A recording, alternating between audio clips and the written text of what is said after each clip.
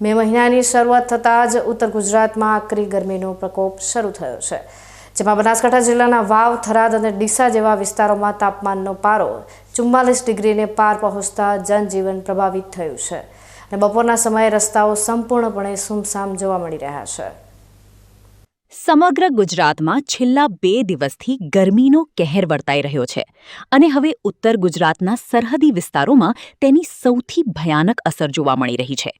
બનાસકાંઠાના મુખ્ય વેપારી મથક ડીસામાં આ સિઝનનું સૌથી ઊંચું તાપમાન નોંધાયું છે, જ્યાં પારો 43.5 ડિગ્રી સુધી પહોંચી જતા લોકો ઘરોમાં કેદ થવા મજબૂર બન્યા છે. હવામાન વિભાગની આગાહી મુજબ હજુ પણ આગામી 3 દિવસ સુધી આવી જ અસહ્ય ગરમી પડવાની શક્યતા છે, જેને પગલે લોકોની મુશ્કેલીમાં વધારો થઈ શકે છે. તાપમાનના આંકડાઓ પર નજર કરીએ તો ડીસામાં સવારે 5:30 વાગે પારો 30.0 ડિગ્રી હતો, જે 8:30 વાગ્યા સુધીમાં 30.8 ડિગ્રીએ પહોંચ્યો હતો. જોકે ત્યારબાદ ગરમીમાં ભારે ઉછાળો જોવા મળ્યો અને 11:30 વાગતાની સાથે જ તાપમાન 37.6 ડિગ્રી સુધી પહોંચી ગયું હતું. સવારના 8 વાગ્યા પછી જે રીતે તાપમાનમાં સતત વધારો થઈ રહ્યો છે, તેને જોતા સાંજ સુધીમાં ડીસાનું મહત્તમ તાપમાન 44 ડિગ્રી સુધી પહોંચી શકે તેવી પ્રબળ શક્યતા હવામાન વિભાગ દ્વારા વ્યક્ત કરવામાં આવી છે. ગરમીના આ આકરા મિજાજને કારણે બપોરના સમયે બજારો અને માર્ગો પર માનવ મહેરામણ ઓછું દેખાઈ રહ્યું છે અને લોકો સૂર્યપ્રકાશથી બચવા માટે ટોપી, ચશ્મા કે રૂમાલનો સહારો લઈ રહ્યા છે. પશુ પક્ષીઓ પણ ગરમીથી બચવા છાળો શોધી રહ્યા છે અને જનજીવન પર તેની વ્યાપક અસર પડી રહી છે.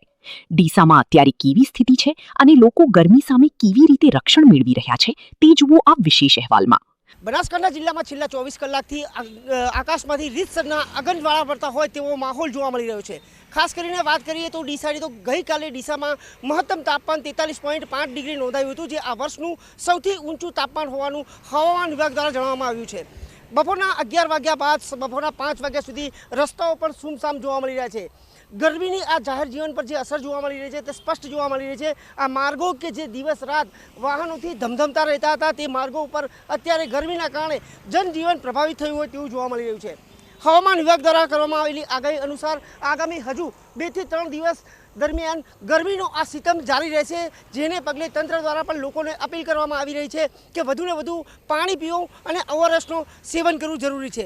આ ઉપરાંત અગત્યના કામકાજ સિવાય ઘરથી બહાર નીકળવાનું ટાળવું જોઈએ. ગરમીથી બચવા માટે વિશેષ વાત કરવામાં આવી રહી છે, તો ગરમીથી દૂર રહેવું અને વધુને વધુ પાણી પીવું, જેનાથી ડિહાઇડ્રેશનની સમસ્યાથી લોકોને છુટકારો મળી શકે. અતુલ પટેલ સાથે Haresh Thakor, BK news channel, Deesa. ઉત્તર ગુજરાતમાં ગરમીનું મોજું હજુ થોડા દિવસ યથાવત રહેવાનું હોવાથી આરોગ્ય વિભાગ દ્વારા પણ લોકોને બપોરના સમયે કામ વગર બહાર ન નીકળવા અને વધુ પ્રમાણમાં પ્રવાહી લેવા માટે અપીલ કરવામાં આવી છે.